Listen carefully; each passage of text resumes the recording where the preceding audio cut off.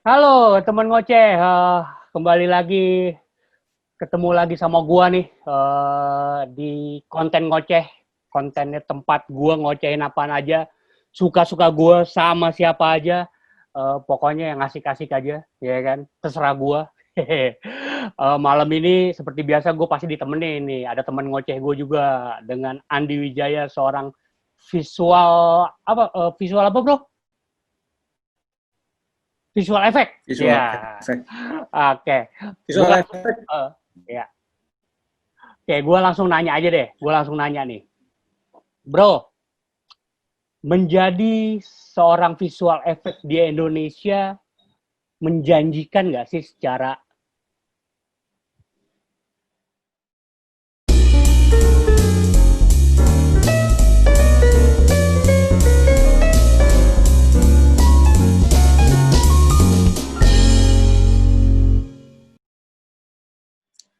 Oke, kalau kalau lo pertanyaan lo begitu, menjanjikan apa enggak sih? Gue mungkin mulai di waktu yang tepat ya, karena Hmm, uh, industrinya baru mulai bergerak tuh waktu gue mulai gitu. hmm, Jadi kalau gue pribadi gue bilang ya ini menjanjikan buat gue gitu. Dan ada beberapa rekan-rekan gue pun buat mereka pun juga menjanjikan sih secara finansial ya. Karena waktu itu uh, industrinya kan baru, secara akademis juga belum ada gitu. hmm, hmm. Jadi memang ya mulainya tepat sih. Apalagi waktu itu ya, kalau gue boleh flashback cerita Ah, sebelumnya itu, di tahun 98 itu, industri apa industri periklanannya itu, gue mulai dari iklan ya, kalau oh ya, visual efeknya ya. ya, ya. Iklan itu kan baru mulai, itu dikuasain sama ekspat, bule-bule, rata-rata orang Hmm, Australia itu. Tahun 98 mulai krisis, itu udah gap dolarnya makin jauh kan. ya, ya. Nah, pengusaha udah mulai nggak kuat membayar ekspat, akhirnya lokal-lokal yang kayak gue ini mulai naik. Hmm, Jadi waktu itu emang saatnya tepat. hmm. Nah, Itu sih kalau gue bisa cerita oke. ini Tadi lu, awal-awalnya lah. oke, lu tadi menarik tuh. Lu ngomong pendidikannya belum ada. Nah, lu sendiri untuk menjadi seorang visual effect itu secara otodidak lu belajar atau memang lu apa ada apanya gitu? Mesti lu sekolah dulu, belajar dulu atau apalah bahasanya. Hmm. Kalau basic gue sih sebenarnya gue kuliah di arsitek. Hmm, Jadi ada seni-seninya lah di arsitek, dari basic grafis, basic seni. Itu kan ada mata kuliahnya tuh, ya. seni rupa, rupa desain. Terus, nah gue dari basic itu sih. Tapi balik lagi kalau gue pribadi ya, Hmm. karena gue tuh emang udah suka gitu. Dari kecil tuh gue udah suka, gimana? Gue kecil tuh hidup di saat ada film Star Wars, Indiana Yeah. Jones. Itu film-film yang bikin gue, ini kan, bikin kita tuh Iya, iya. takjub gitu. Iya. Nah, ketakjuban gue itu jadi pertanyaan, ini cara bikinnya gimana ya gitu. Itu yang jadi pertanyaan gue. Hmm. Bikinnya gimana gitu. Ini film-film science fiction ini gimana bikinnya gitu. Itu sih yang tertanam di gue. Jadi kenapa tertarik. Terus kalau umpamanya akademis karena belum ada. Terus waktu itu terus terang gue nggak berani langsung masuk ke IKJ terus terang. Hmm. Masih mau cari aman gitu. Ada apa? Ada ada ketakutan soal masa depan lah gitu. Tapi sorry ya kalau buat orang IKJ bukannya itu, cuman gue pribadi tuh nggak, masih belum pede lah langsung masuk ke perfilman, masuk IKJ. Hmm. Jadi ya coba seperti orang-orang ya, yang lainnya lah, coba yang ngikutin arus dulu lah gitu. Ya yang ke teknik, ke arsitek. Sebenarnya gue lebih suka ke seni rupa, cuman gue nggak diterima di seni rupa, ya udah masuknya arsitek. Itu sih. Jadi akademisnya nggak ada, tapi karena gue terpancing,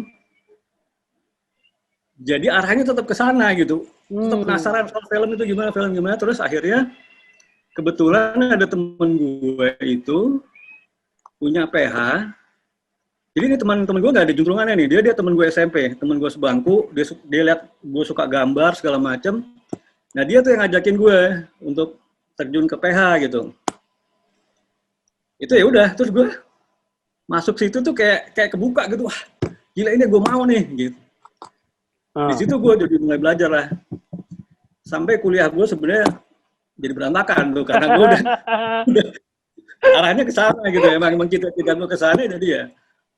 Ya udah gue kerja di situ, ya udah gue otodidak sih. Jadi kalau secara akademis gue emang di arsitek. Terus kalau soal belajar otodidaknya itu sebenarnya gini, setiap software yang di launching pada saat itu ya, dia itu pasti ada training. Training itu lebih ke apa namanya kayak tutorial aja gitu. Bab 1, bab 2 tutorial. Terus biasanya tuh di kantor gue yang invest mesin visual effect-nya itu, dia panggil ini ya kan tutornya dari Singapura sih waktu itu. Ada dari Singapura, waktu itu dari Inggris juga ada. Nah, dia ngasih training. Jadi belajarnya dari situ sih. Tapi belajar yang benar-benar belajar itu adalah rasa penasaran kita sebenarnya, rasa penasaran gue gitu. Karena pengen bikin ini gimana caranya, pengen bikin begitu gimana caranya, ya udah dikulik aja. Jadi ya bisa dibilang ya otodidak sih, jadi otodidak. Tapi ada materi yang harus gue kerjakan secara pekerjaan gitu. Jadi learning by doing lah gitu jadinya. Itu sih gue saatnya tepat aja sih. Jadi masuk ke PH yang memang dia orientasinya mau ke teknologi editing, ya udah gue mulai dari situ sih. Berlanjut dan lebih ke iklan waktu itu. Karena iklan itu menurut gue tantangan untuk menuju ke special effect itu lebih banyak daripada film. Ya kan, kalau film pada saat itu treatmentnya sih lebih ke film drama, film ini, jadi treatment visual effect-nya nggak terlalu banyak lah gitu. Tapi kalau di iklan itu lebih banyak. Jadi ya arahnya ke sana lah gue gitu. Pantas ya, cewek-cewek di iklan mukanya bersih-bersih ya. Nah, kerjaan ya itu sebenarnya sebagian dari ini sih. Bener sih itu. Ya banyak sih. Tacapan itu kalau di iklan malah hampir selalu ada itu cewek-cewek yang jerawatnya dihilangin lah, ini apa rambutnya dilurusin, matanya digedein lah, apa itu banyak lah kalau di iklan treatment seperti itu. Oke. Nah, berarti tadi menarik nih bro, lu otodidak, lu emang demen ngoprek bahasanya ya, walaupun emang ada basic lah. Kita kan hidup sekarang nih di zaman, nah ini buat teman-teman ngoceh nih mungkin yang belajar multimedia atau apa. Nah, apa sih yang harus dilakukan nih bro buat, ya mungkin ini kebetulan kalau banyak yang teman-teman ngoceh nih anak-anak SMK yang kuliah di multimedia. Nah itu lu ada saran nggak sih bro untuk, kan ya teknologi lo tahu sendiri, update-nya hampir 3 bulan, 6 bulan sekali update. Basicnya tuh apa yang harus dipunya sama teman-teman? Kalau menurut dari pengalaman gue sih, lo harus penasaran gitu. Lo harus penasaran, itu dia. Ini gimana cara bikinnya? Lo harus jadi terpancing tuh di dalam tuh. Kalau soal software, itu software ada A, B, C, D. Kalau yang software yang gue pakai itu sekarang ini, investasinya besar. Jadi gue pribadi pun sebenarnya nggak mampu beli itu software dengan perangkatnya segala macam. Jadi emang perusahaan besar yang bisa beli. Nah gue yang editornya di situ gitu. Tapi zaman sekarang itu banyak sih software-software yang terjangkau lah buat anak-anak yang baru mulai gitu. Nah tinggal kulik dari situ gitu. Tutorialnya gue rasa juga banyak ya, kalau gue sebutin software yang kayak After Effects itu banyak banget tutorialnya. Iya. Gue rasa lu juga bikin bumper itu kayak pakai After Effects juga ya nggak Yon? Iya. Dulu gue bisa bro. Cuman dulu gue bisa, cuman sekarang udah kagak bisa gue.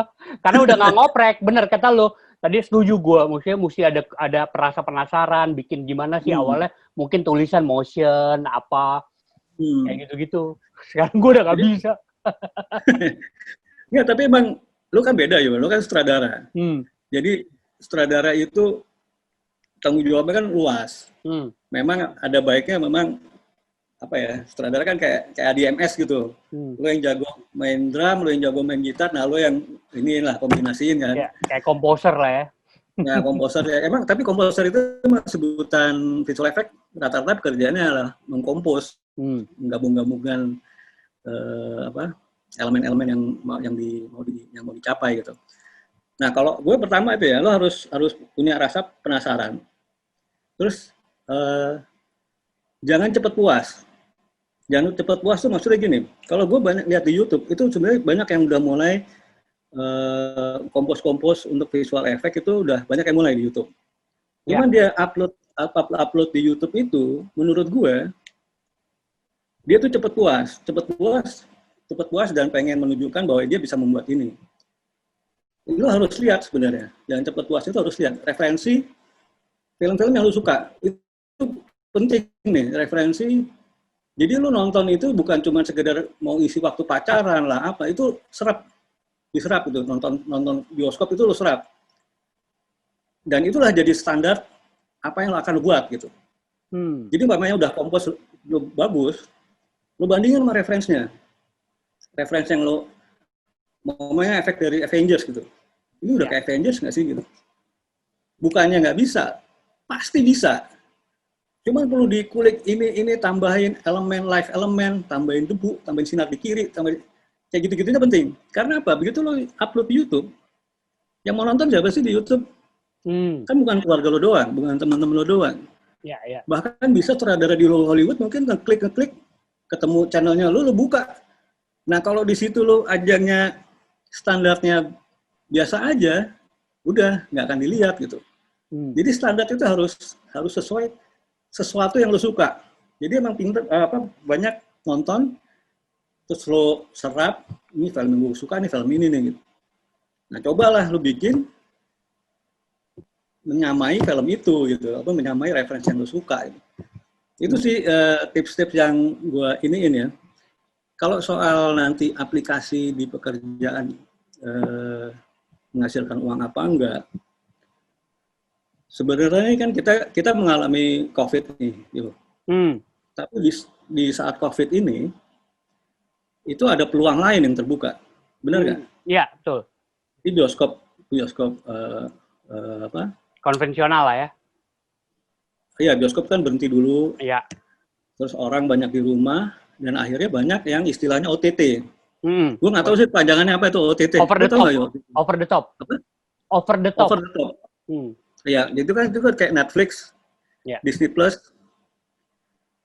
Gue nggak tahu sih ini yang bisa membuka channel ke situ tuh siapa gitu. Gue juga nggak tahu ya. Mungkin lu banyak tahu karena lu lebih banyak kenalan mungkin. Nah, peluang-peluang anak-anak daerah mana mau bikin, kalau bisa tembus ke situ aja, itu mungkin bisa jadi peluang sih sebenarnya. Iya. Atau ya bikin film pendek, upload di YouTube, ya harapannya bisa dilihat sama orang gitu. Gue sendiri juga sering sih ngeliatin YouTube anak-anak gitu. Karena terus terang gue sendiri itu pengen banget punya second layer yang banyak gitu. Karena gimana ya? Gue beberapa anak magang yang pernah ikut gitu. Itu rata-rata tuh sasarannya dia pasti ingin jadi sutradara yo. Dan itu sayang banget sebenarnya. Padahal kalau semua jadi sutradara, yang jadi orang kayak gue ini siapa gitu? Iya. Elemen yang diperluin kan, perlu musisi, perlu sound design, perlu art director. Kalau semuanya pengen jadi sutradara, ini bakal kekurangan gitu. Ya nggak, sebenarnya sutradara jadi banyak gitu.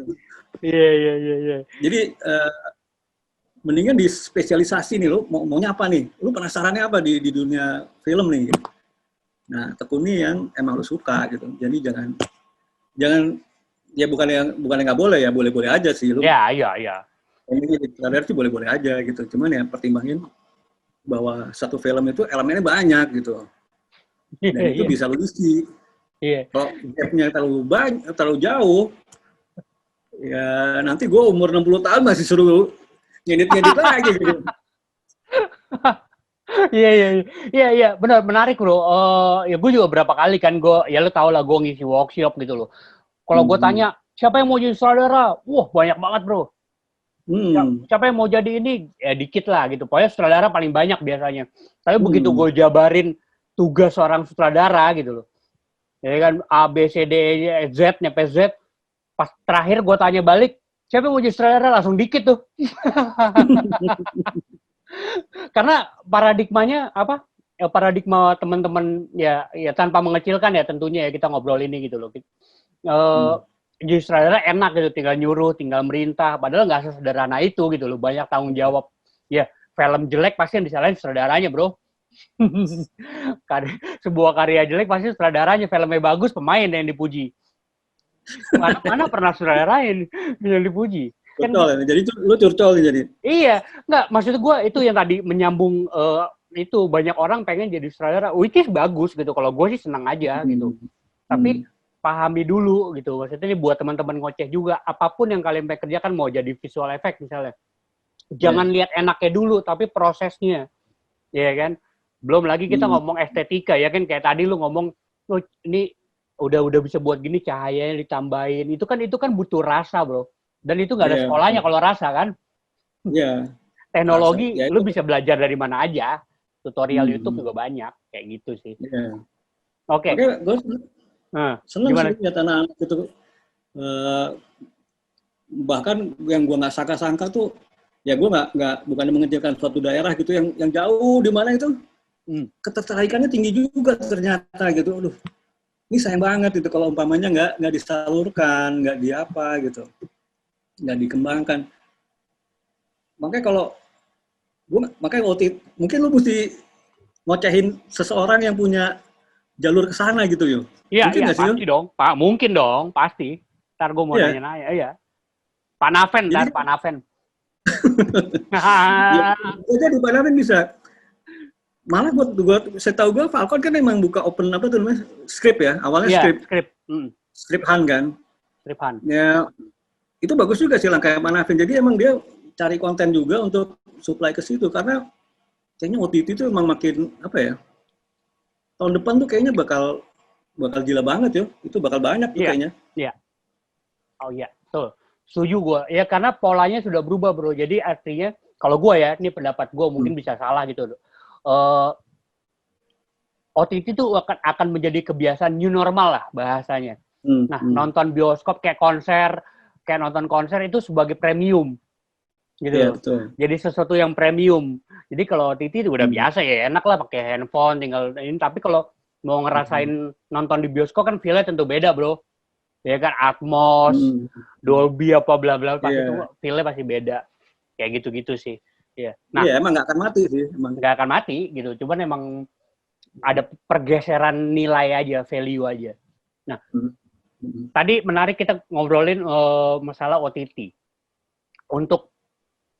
Nah, ini kan reseknya nih bro. Ya kita ngomong apa adanya aja lah ya. Ya mudah-mudahan nggak ada yang tersinggung juga.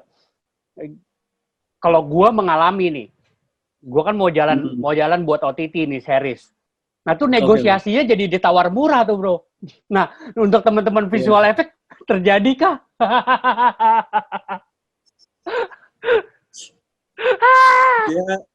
Ya emang pandemi ini emang merubah banyak hal. COVID ini emang merubah banyak hal. Cuman yang gue suka kalau umpamanya produser itu nge-press budget. Gue sih sadar diri emang ada masa yang akan berputar gitu. Mungkin ini masanya anak-anak Jogja atau Bandung atau Malang atau di Padang atau di Makassar atau di mana, dengan harga yang OTT itu mungkin bisa dimasuk ke area mereka gitu.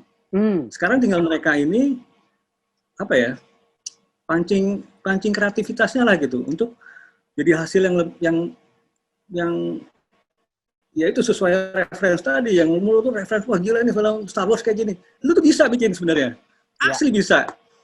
Karena gue pernah ngejalanin gitu. Apa yang gue penasarin ini, ternyata begini gitu. Itu bisa banget. Nah, kalau umpamanya produser itu emang akhirnya, ya gue sadar gitu emang kalau emang mesti arahnya ke sana, ya udahlah gitu. Emang itulah jalannya gitu. Tapi kayak lo bilang, yang bioskop tetap ada, konser itu tetap ada, yang feel-nya beda gitu. Tapi ini sesuatu yang bagus lah, pemerataan menurut gue gitu. Ya, setuju gue. Tapi pahit buat gue sih emang. Ya, emang iya, sama. Ya tapi benar sih bro, gue juga setuju. Gue ngelihat ya, ya kayak kita lihat FFP kan mau jalan nih, yang lolos film-film yang lolos kurasi juga banyak dari daerah tuh bro. Iya, makanya. Iya. Ya kan luar makanya biasa. Itu peluang. Makanya kalau kayak Falcon bikin skrip Han itu, gue rasa mereka juga udah nebak nih, tahun depan tuh bakal mungkin bisa ratusan produksi gitu untuk satu PH gitu. Dan mereka perlu konten-konten yang untuk mengisi gitu, untuk ya mungkin emang secara bisnis udah nggak bisa dapet jackpot kalau di bioskop ya, tiba-tiba 1-2 juta penonton, 3 juta penonton, wah itu jackpotnya lumayan tuh. Oh lumayan banget. Sekarang udah mulai terukur. Kalau OTT kan terukur nih, lo dibeli segini, produksi lo harusnya segini gitu. Ya mungkin peluang buat itulah, peluang untuk pemerataan generasi berikutnya atau ke daerah-daerah, kantong-kantong daerah lain gitu mungkin. Nah, ya, setuju. Nah, tuh buat teman-teman ngoceh nih, Bu. Ayo nih waktunya nih sebetulnya buat kalian gitu loh. Tenang aja, kita nggak merasa tersaingi kok, santai-santai aja. Malah makin seneng kan? Makin seneng. Iya, kalau gue juga gitu bro. Ya banyak lah.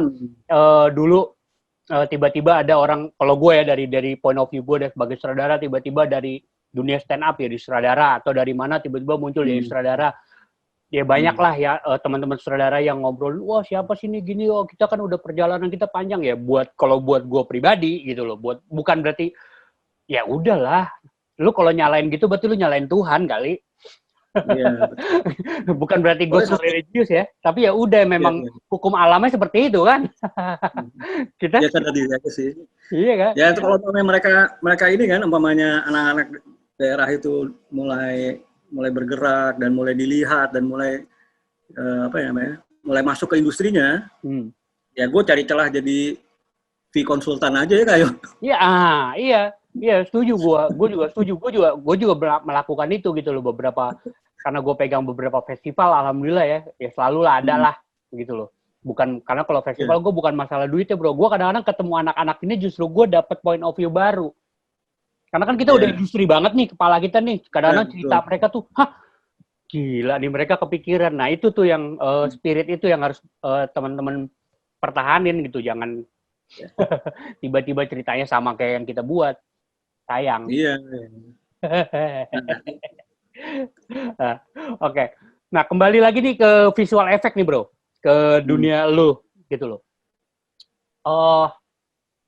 Ini kan menjadi sebuah fenomena ya beberapa tahun ke belakang ya. Hampir semua film pasti selalu ada visual effect. Kalau sebelumnya ya iklan ya bahkan Sidul aja gitu loh yang drama, lu harus melakukan visual effect, touch-up lah, apalah. Nah, artinya tantangannya apa sih bro? Dengan mulai film pun udah melakukan itu gitu, nggak jangan ngomong sci-fi lah. Tapi semua film, hampir semua film seperti itu. Ya, kayak gue bilang juga sih, sutradara itu kan konduktornya gitu ya. Apa yang gue kerjain visual effect itu, kalau dia mendukung cerita dan membuat hasil akhirnya lebih bagus, lebih kena, lebih menarik, terus lebih laku, orang lebih suka nonton, ya gue berusaha membantu itu gitu kan.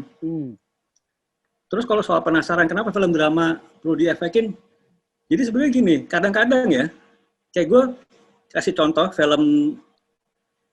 filmnya apa Facebook itu siapa? Sosial apa namanya? Filmnya Mark Zuckerberg ya? Facebook. Sosial apa namanya? Judulnya apa? Lupa gue lupa gue. Ya pokoknya awal-awal Facebook itu ada temennya yang kembar. Lu udah nonton belum? Sosial belum kayaknya gue belum. Nah, itu sepanjang film itu nggak ada efeknya. Padahal itu orang kembar itu dibikin double, orangnya satu orang memerankan dua peran ini. Ya, ceritanya anak kembar. Tapi sepanjang film itu seamless, nggak kelihatan sama sekali. Itu tantangan terbesar juga sih sebenarnya. Gimana visual efek itu tidak terasa efeknya. Itu kan penipuan banget gitu. Itu penipuan yang berhasil tuh. Iya. Nah itu sebenarnya goals gue juga itu. Gimana caranya bikin sesuatu yang membantu suatu cerita dan keindahannya tanpa orang tahu bahwa itu sebenarnya di efek gitu. Itu sebenarnya tantangan juga. Gitu. Jadi nggak selalu soal Avengers, Star Wars yang wah dikasih laser gitu. Itu karena imajinasi, orang nggak ada referensi kan, penonton nggak ada referensi. Jadi dikasih hayalan dia terima. Ya nggak? Tapi kalau film drama dikasih efek, dia ada referensi. Orang kembar gini nih. Kalau zaman dulu kan cuma split screen doang nih. Lu kiri kanan, jangan crossing. Iya, sama tipuan kamera deh. Over shoulder apa segala macam gitu kan. Itu kan udah jadul kan. Orang udah kebaca. Wah ini pemainnya satu dibagi dua kamera itu kiri kanan. Nah di film sosial apa sih namanya? Social network ya nggak salah. Iya. Gue pernah denger sih, tapi gue lupa juga gue. Gue belum nonton soalnya. Itu nggak kelihatan udah kayak berdua aja gitu, udah kayak beneran kayak anak kembar aja udah itu luar biasa sih menurut gue itu. Iya. Tekniknya juga. Tekniknya nggak kelihatan gitu gimana caranya tuh. Tapi gue sempat browsing itu kayaknya kepalanya diganti deh. Itu sebenarnya pemainnya dua. Pemain yang pemain utamanya tuh kalau nggak salah yang main Amy Hammer apa. Itu kepalanya ditempel di body double-nya gitu. Tapi itu kerjaan berat loh itu sebenarnya. Oh iya. Karena motong kepala yang aslinya ditempel ke body double-nya. Iya. Itu pekerjaan berat. Tapi luar biasanya kelihatan gitu. Lighting-nya blending, semua blending. Itu luar biasa sih. Ya, tanpa orang berat, Bro. Gua kan terlibat produksi yang ada menggunakan visual effect ini kan baru 3 judul terakhir dan sama lo dua judul sama lo gitu loh. Awalnya gue bilang apaan sih? Makanya gue incar waktu itu kan.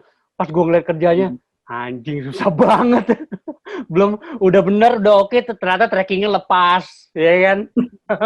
udah ini tiba-tiba ini belum lagi ternyata kalau untuk melakukan visual effect di lapangan juga harus menggunakan ada treatment khususnya, nggak sembarangan gitu loh. Ya kan kayak waktu kemarin Sarah gitu. Oh, kalau gue terlalu close, pasti efeknya akan terlalu kelihatan. Berarti gue nggak boleh close ya kayak gitu-gitu gitu loh. Nah, itu gue baru tahu tuh, Bro. Gue tadinya maksudnya bukan underestimate ya. Gue itu bukan dunia gue nggak ngerti. Cuma karena gue tidak ngerti, bukan underestimate, tapi gue males lah bikin film-film gitu loh. Tapi begitu terlibat, ceritanya keberat banget ya. Dan ya gue ngerasa wajar kalau misalnya teman-teman visual effect ya apapun gitu CGI apa dihargai dengan baik kalau menurut gue gitu loh. Ya. Nah ya itu gue cuman menariknya kan wah film Indonesia semuanya hampir ada visual effect-nya, ada CGI-nya. Bahkan sampai ke drama-drama kalau Wiro Sableng udahan lah ya. Besar film apa yang memang butuh dan period gitu sebuah masa kayak gitu-gitu. Ini seru sih. Oke. Kalau balik ke proyek yang kita bikin itu ya, itu sayangnya kan emang dadakan di terakhir kan. Iya. Ya kan betul. Itu sebenarnya treatmentnya sebenarnya nggak perlu gitu. Cuman permintaan terakhir itu bisa dilakukan dan jadi gitu filmnya. Tapi memang alangkah baiknya kalau dari awal udah di planning itu lebih bagus lah gitu. Oke, nanti ini walaupun film drama nanti si A akan begini gitu. Itu udah direncanain dari awal tuh emang lebih bagus lah gitu. Emang hasilnya juga lebih bagus karena kita menghindari umpamanya kayak lu bilang tracknya lepas. Nah kalau kita rancang dari awal gimana caranya supaya track itu nggak lepas, mungkin belakangnya mesti dikasih background plate atau kamera movementnya jangan terlalu ekstrim atau apa gitu sih. Iya. Emang sebaiknya sih dirancang dari awal emang. Iya. Belum lagi dan gambarnya. Sayangnya selama ini tuh emang gue itu dilibatin belakangan gitu. Nah itu dia. Nah, Iya. Ini kan gue mau jalan series Sidul nih, kan otomatis sama nih treatmentnya bro. Gue akan minta nanti kalau memang harus menggunakan ini, kalau ternyata lu udah deal ya, kalau udah deal, gue pasti akan minta advice ke lu. Kalau perlu lu datang ke lapangan. Iya. Iya dah, Tapi gila loh kalau series ya, itu series loh, berapa durasinya banyak banget tuh berarti. iya per durasi 40 menit lah. 13 episode.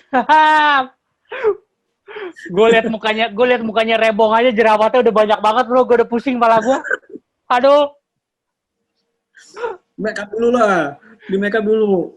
Iya pasti makanya kan pasti kan kita akan discuss tuh. Kalau memang udah ini, gue kan juga masih ngedevelop kan. Nanti kalau memang nanti gue tanya lah ke pihak Falcon kalau memang membutuhkan treatment visual effect, gue akan duduk bareng pasti sama lu. Apa nih yang harus gue hindarin? Misalnya kayak tadi lu make up ya, kita ngobrol sama orang make upnya apa yang dibutuhkan kayak gitu-gitu. Jadi saling, jadi nggak PR di belakang bro.